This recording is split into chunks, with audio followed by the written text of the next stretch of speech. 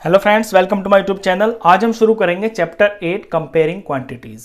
तो quantities actually होती क्या है, सबसे पहले तो यही समझ लीजिए। क्वांटिटीज जैसे कि वजन है, कैपेसिटी है, डिस्टेंस है, टाइम है, मनी है, यानी जो भी चीज़ हम डेली लाइफ में जिस भी चीज़ का यूज़ करते हैं वो किसी ना किसी क्वांटिटी में, कोई मात्रा में ज़रूर होती है। जैसे वेट है, हम बाज़ार से सामान लेके आते हैं, लेट्स सपोज 1 kg राइस। तो कोई सामान जब खरीदते हैं तो वो वजन में होता है, तो वो क्वांटिटी होगी कि कितना वजन है। इसी तरह कैपेसिटी के अंदर वो चीज़ें होती हैं जो लिक्विड होती हैं, जैसे लीटर्स में, जैसे 1 लीटर मिल्क या 1 लीटर पेट्रोल। तो ये क्वांटिटी हो गई है कि कितना। अब डिस्टेंस की क्वांटिटी, डिस्टेंस में हम डेली यूज़ करते हैं, हम ड्राइंग करते हैं ज्योमेट्री के अंदर 1 सेंटीमीटर की लाइन, 2 सेंटीमीटर की लाइन, घर में फर्नीचर होता है, इतने मीटर का कपड़ा, ये जितनी भी चीज़ें होती हैं ना, ये डिस्टेंस में होती हैं। मीटर से लेके सेंटीमीटर से किलोमीटर तक, अगर बड़ा डिस्टेंस है तो किलोमीटर। जैसे कि 10 किलोमीटर्स, आपका घर स्कूल से 10 किलोमीटर डिस्टेंस पे है, आपकी कॉपी की जो लेंथ है वो 8 सेंटीमीटर है, तो ये भी क्वांटिटी हो गई है। फिर आता है टाइम, टाइम भी एक क्वांटिटी है। टाइम को भी हम क्वांटिटी में दिखाते हैं, जैसे टाइम कितना सेकंड में होता है, मिनट में होता है टाइम, आवर्स में टाइम होता है, डेज में होता है, वीक्स में होता है, मंथ्स होते हैं। ये सब टाइम ही तो है, ये सब टाइम की ही तो क्वांटिटी है। मंथ के बाद ईयर होता है। मतलब ये जितनी भी चीज़ें हैं ये सारी क्वांटिटी हैं। मनी, मनी में हमारे इंडियन सिस्टम के अंदर पैसे और रुपीज़ होते हैं, तो मनी में पैसे होते हैं और रुपीज़ होते हैं। तो ये सारी चीज़ें ये क्वांटिटीज़ होती हैं। अलग अलग चीज़ों को दिखाने के लिए अलग अलग उनके नाम रखे गए हैं। जैसे भारी चीज़ों के लिए, वज़न के लिए किलोग्राम, ग्राम, मिलीग्राम, कैपेसिटीज़ के लिए लीटर, मिलीलीटर, डिस्टेंस के लिए भी हैं किलोमीटर, सेंटीमीटर, मिलीमीटर। तो ये तो होती है क्वांटिटीज़। अब इस चैप्टर में आप इन्हीं का कंपैरिजन सीखेंगे। ये ऑलरेडी आप पीछे छोटी क्लासेस में पढ़ चुके हैं, तो इन्हीं के कंपैरिजन से रिलेटेड ये सारा चैप्टर है। तो जो टॉपिक है इसमें नेक्स्ट वो है रेशियो। रेशियो समझिए क्या होता है। रेशियो का मतलब होता है अनुपात। एक एग्जांपल से समझाता हूं, बिल्कुल सिंपल सा एग्जांपल। लेट्स सपोज कोई बच्चा है, उसका नाम है राम, उसकी एज है 15 ईयर्स, और राम के फादर हैं, राम के फादर की एज है 40 ईयर्स। अब यहां पे राम और उसके फादर की एज का रेशियो निकालना है, तो राम अपॉन फादर। ध्यान देना, रेशियो के अंदर ये बात बहुत इंपॉर्टेंट होती है कि हम रेशियो निकाल किसका रहे हैं।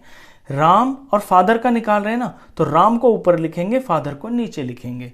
अब राम की वैल्यू जो है वो है 15 ईयर्स, और फादर की जो वैल्यू है वो है 40 ईयर्स। सेम यूनिट से सेम यूनिट कट जाती है, कट गई। ये 15 और 40 दोनों 5 से डिवाइड हो रहे हैं। ये 5 से डिवाइड होके 3 आ गया, ये 5 से डिवाइड होके 8 आ गया। तो इसका जो आंसर आया वो आया 3:8। अब इस 3:8 का मतलब ये है कि राम 3 हिस्से हैं और उसके पिताजी 8 हिस्सों के बराबर है। तो ये रेशियो को दिखाती है। रेशियो ने कंपैरिजन का बहुत आसान सा तरीका हो जाता है, उसमें यही पता चल जाता है कि किसके हिस्से में कितने पार्ट हैं। अब यहाँ राम और फादर का रेशियो था ना, तो राम को पहले और फादर को नीचे लिखा।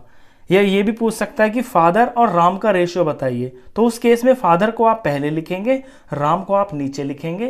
तो यहाँ पहले फादर की वैल्यू आएगी, फिर यहाँ राम की वैल्यू आएगी।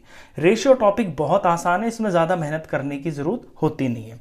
चलिए, इसके बाद जो नेक्स्ट टॉपिक है वो है परसेंटेज। ये आप बहुत ध्यान से देखेंगे क्योंकि ये चीज़ आपके लिए ज़्यादा इंपॉर्टेंट है।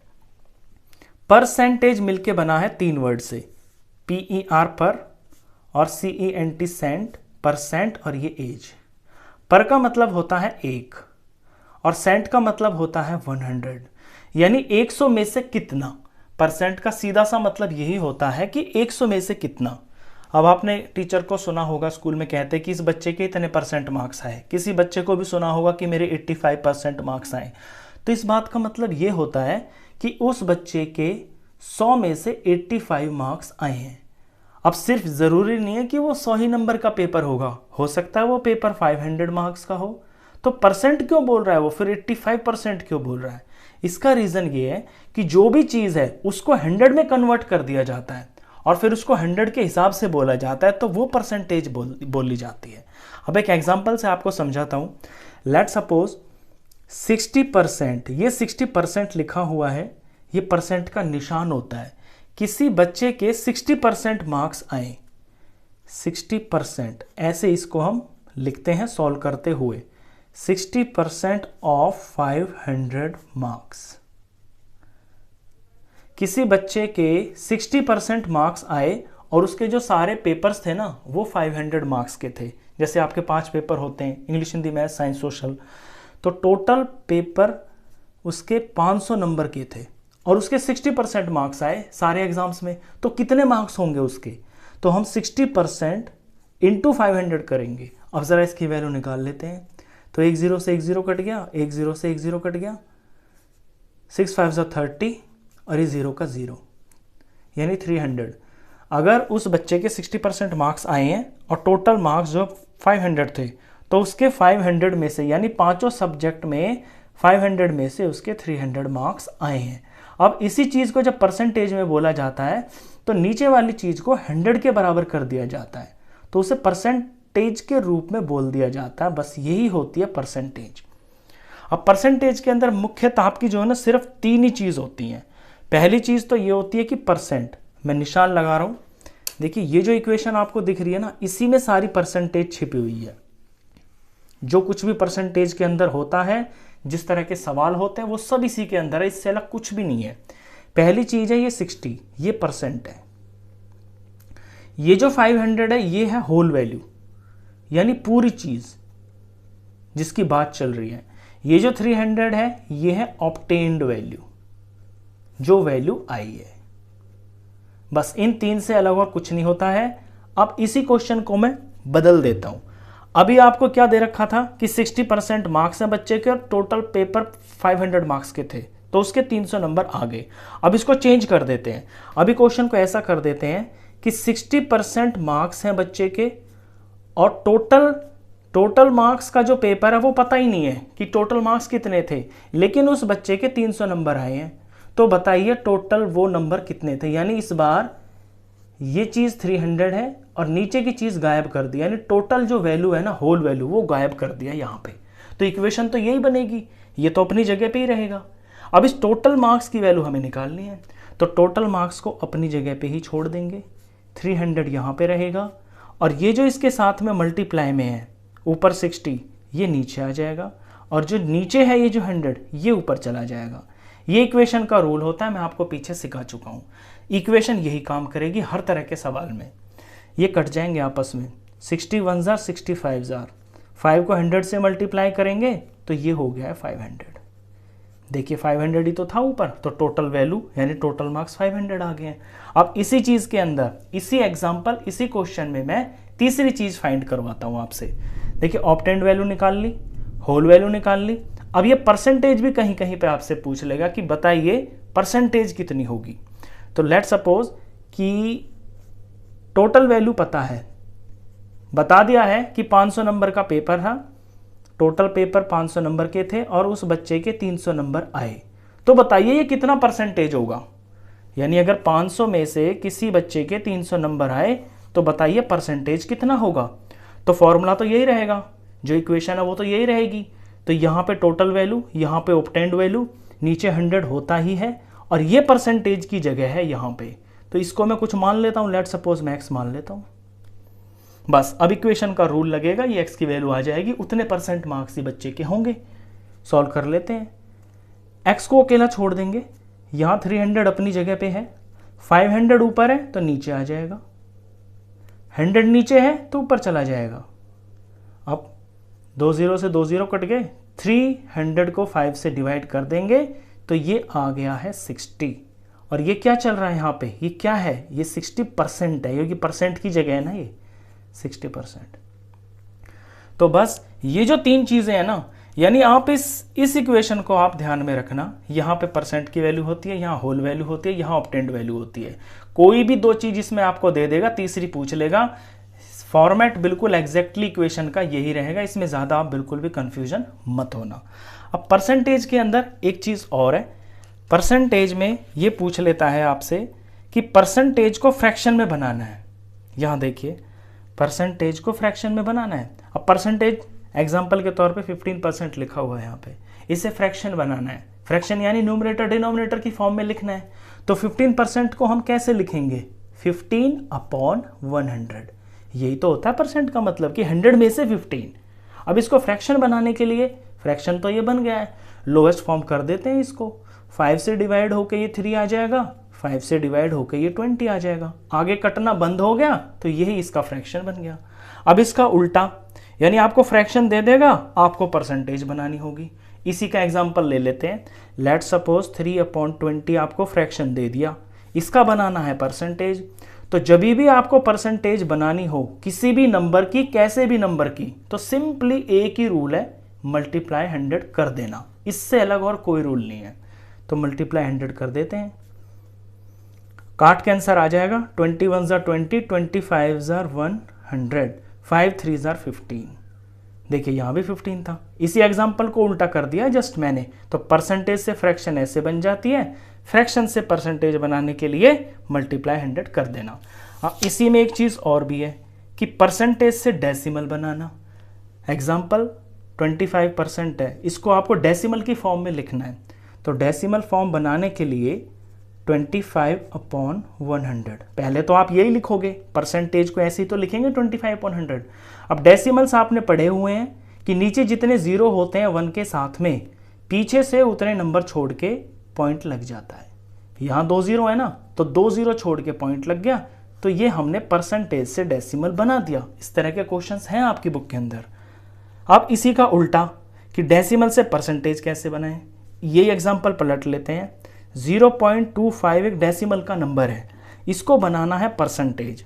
तो पहले तो इसका डेसिमल को हटा लेते हैं, मतलब इसको एक फ्रैक्शन फॉर्म में कर लेते हैं। या आप कुछ भी मत कीजिए, जो मैंने अभी बताया है, किसी भी चीज़ को, कोई भी नंबर, कैसा भी नंबर, अगर परसेंटेज बनानी है तो सिंपली उसको 100 से मल्टीप्लाई कर दो और किसी चक्कर में पड़ो ही मत।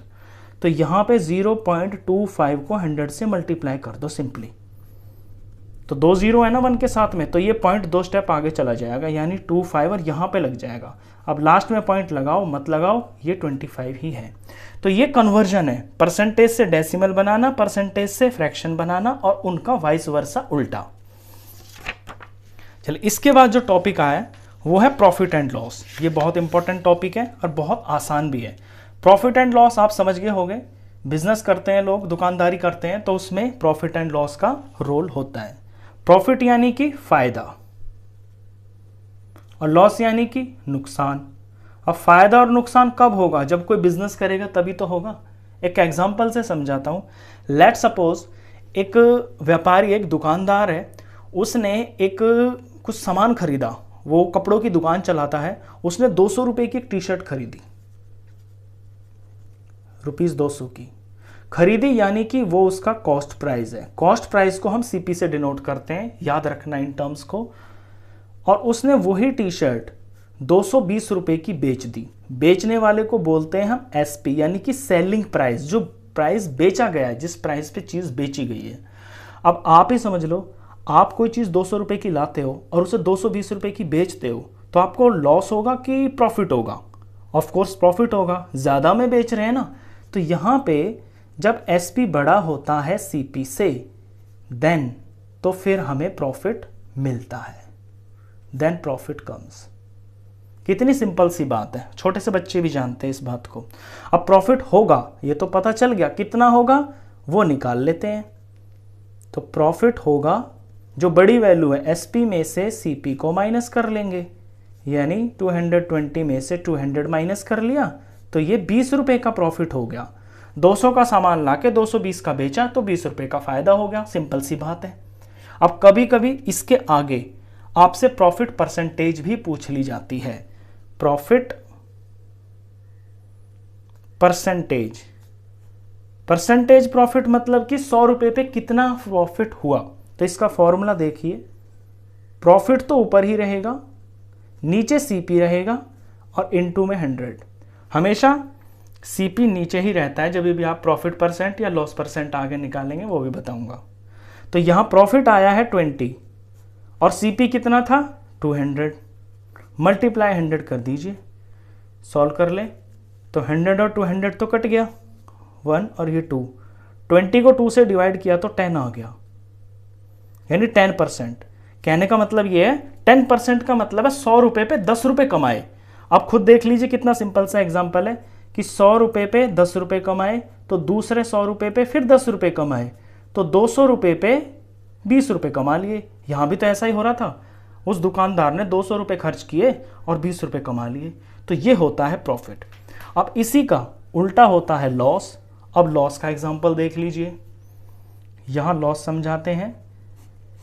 लेट्स सपोज यही बिजनेसमैन है, ये जो कपड़ों की दुकान करता है, ये कोई चीज़ खरीद के लाया, इस बार पैंट खरीद के लाया, तो खरीदे को बोलते हैं कॉस्ट प्राइस। जिस प्राइस पे चीज़ खरीदी जाती है वो कॉस्ट प्राइस होता है। कॉस्ट प्राइस पैंट का था लेट्स सपोज 1000 रुपीज़ और उसने उस पैंट को सेलिंग प्राइस यानी बेच दिया, उसने 800 रुपये में बेच दिया। अब कोई चीज़ ज़्यादा में खरीदी जा रही है, कम में बेची जा रही है, तो ऑफ कोर्स लॉस ही होगा। तो यहाँ पे लॉस होगा। तो जब आपका SP या मैं CP लिखूं, CP बड़ा होता है SP से, देन लॉस कम्स, तो फिर लॉस आता है। क्यों? अब आप ज़्यादा में खरीदोगे, कम में बेच दोगे तो आपको तो नुकसान ही होगा ना। अब लॉस कैसे निकलेगा? लॉस का बड़ा सिंपल है, जो वैल्यू ज़्यादा है उसमें से कम माइनस कर देंगे। लॉस जब होता है जब CP ज़्यादा होता है, तो CP में से ही SP को माइनस करते हैं। तो यहाँ CP 1000 है, SP 800 है, 200 रुपये का लॉस हो गया है। ये लॉस आ गया। अब लॉस परसेंट देख लीजिए। लॉस परसेंट निकालने के लिए फॉर्मूला, लॉस ऊपर रहेगा, CP नीचे रहेगा, इनटू में 100। याद रखना, कभी कंफ्यूज मत होना, इस तरह मत सोचना कि यहाँ पे प्रॉफिट में नीचे CP है तो लॉस में यहाँ पे नीचे SP आ जाएगा। नहीं, आपका प्रॉफिट परसेंट और लॉस परसेंट ये दोनों CP पर ही निकलते हैं। यानी जो पैसा आपने अपनी जेब से खर्च किया है ना, उसके हिसाब से आपको 100 रुपये पे कितना फायदा हुआ और 100 रुपये पे कितना लॉस हुआ, तो CP को कंसिडर किया जाता है यहाँ पे। तो लॉस हो रहा है यहाँ 200 रुपये का, खर्च कितने किए उस बंदे ने? 1000 रुपये। तो हमें यह पता चल जाएगा कि 100 रुपये पे कितने रुपए का नुकसान हुआ है। तो 100 और 1000 ये 2 0 कट गए, 200 को 10 से डिवाइड करेंगे तो ये 20 आ गया, यानी 20%। ये परसेंट में आया है, यानी 100 रुपये पे 20 रुपये का नुकसान हुआ है। 100 रुपये खर्च करके 20 का नुकसान हो गया। यहाँ पे चेक करवा दूँ आपको, देखिए 100 रुपये पे 20 रुपये का नुकसान हो गया। उसने खर्च कितने किए? 1000 रुपये। यानी कि अगर इनको मैं नीचे ऐसे करता चलूँ, नीचे 1000 बनाने के लिए मुझे 10 टाइम्स करना पड़ेगा। नीचे के 100 रुपये बनाने के लिए, 1000 बनाने के लिए मुझे 10 बार 100 लगाने पड़ेंगे। तो यहाँ 10 बार 20 लगाने पड़ेंगे। तो जब 10 बार 20 लगाऊंगा तो वो 200 हो जाएगा। तो आ गया ना सिंपली कि 1000 रुपये पे 200 रुपये का लॉस हो गया। तो ये 20% है। इस तरह से प्रॉफिट और लॉस निकाला जाता है और उनकी परसेंटेज निकाली जाती है। इसके बाद जो इसमें टॉपिक है जो आपके चैप्टर में आएगा क्लास में, वो है इंटरेस्ट। इंटरेस्ट का मतलब होता है ब्याज। जब हम बैंक में लोन लेने जाते हैं गाड़ी के लिए या होम के लिए, तो हम वहाँ से पैसे उधार लेते हैं। तो बैंक फ्री में तो पैसे देता नहीं है, उसके लेता है वो ब्याज। तो ये जो ब्याज होता है ये प्रिंसिपल पे निकलता है। लेट्स सपोज मैंने किसी काम के लिए 10,000 रुपये उधार लिए बैंक से, ये प्रिंसिपल बोला जाएगा। और रेट बैंक का रेट था, बैंक ने रेट लगाया 5%। ये वो परसेंट है जिस रेट पे बैंक चार्ज करेगा पैसे। और मैंने टाइम के लिए 2 साल के लिए ले लिए पैसे। अब PRT ये प्रिंसिपल हुआ, ये रेट हुआ, ये टाइम हुआ। अब इंटरेस्ट निकालना है तो इंटरेस्ट इन तीनों चीज़ों को यूज करके निकलेगा, जिसे हम सिंपल इंटरेस्ट भी बोलते हैं। तो ये होता है PRT अपॉन में 100। 10,000 रुपये 5% और 2 साल के लिए, और ये नीचे 100। ये जो नीचे 100 होता है ना, ये इस परसेंट का ही होता है, 5% का, यही 100 होता है ये। तो इससे वो ब्याज की अमाउंट आ जाएगी जो मुझे एक्स्ट्रा देना पड़ेगा। 10,000 रुपये लिए 2 साल बाद मैं सिर्फ 10,000 रुपये थोड़ी ना दे दूंगा, बैंक मुझसे इंटरेस्ट भी तो लेगा ना, तो वो इंटरेस्ट यहां से निकल के आएगा। तो 100 के ये 2 0 इससे कट गए, ये 500 और ये 2, ये हो गया है ये 10,000, 500 और ये 2, 2 0 से कट गए, 500 2 1000 हो गया। यानी कि 1000 रुपीज तो इंटरेस्ट के रूप में मुझे देने पड़ेंगे। अब जब मैं इस पैसे को लौटाऊंगा तो उस चीज को बोला जाएगा अमाउंट। तो अमाउंट होती है प्रिंसिपल प्लस सिंपल इंटरेस्ट, यानी अमाउंट वो चीज होती है जो प्रिंसिपल प्लस सिंपल इंटरेस्ट होती है। तो प्रिंसिपल यहां है 10,000 और सिंपल इंटरेस्ट बना है 1000। यानी कि जब मैं 2 साल बाद बैंक में अपना ये लोन पे करने जाऊंगा तो मुझे ये दोनों अमाउंट देनी पड़ेंगी। 10,000 तो मैंने उधार लिए थे, ये तो देने ही देने हैं, प्लस 2 साल में जो ब्याज लगा है 1,000 रुपये का वो भी मुझे देना है। तो यानी 11,000 रुपीज मुझे देने पड़ेंगे। ये सिंपल सा लॉजिक है, ये ब्याज होता है और ये फॉर्मूला होता है और इस तरह से ये निकलता है। तो इसमें ये जो PRT है ये आप समझना कि प्रिंसिपल रेट और टाइम क्या होता है। सिंपल इंटरेस्ट का फॉर्मूला PRT अपॉन 100 होता है और अमाउंट वो पैसा होता है जिसके अंदर प्रिंसिपल और सिंपल इंटरेस्ट दोनों जुड़े हुए होते हैं। तो ये टॉपिक आपका लास्ट टॉपिक था। जितनी भी चीज़ें मैंने इस वीडियो में बताई है, इस इंट्रोडक्शन में बताई है, इनसे रिलेटेड ही आपके क्वेश्चंस हैं। चैप्टर बहुत आसान है। तो क्वेश्चंस के लिए मिलते हैं फिर नेक्स्ट वीडियो में, तब तक के लिए गुड बाय।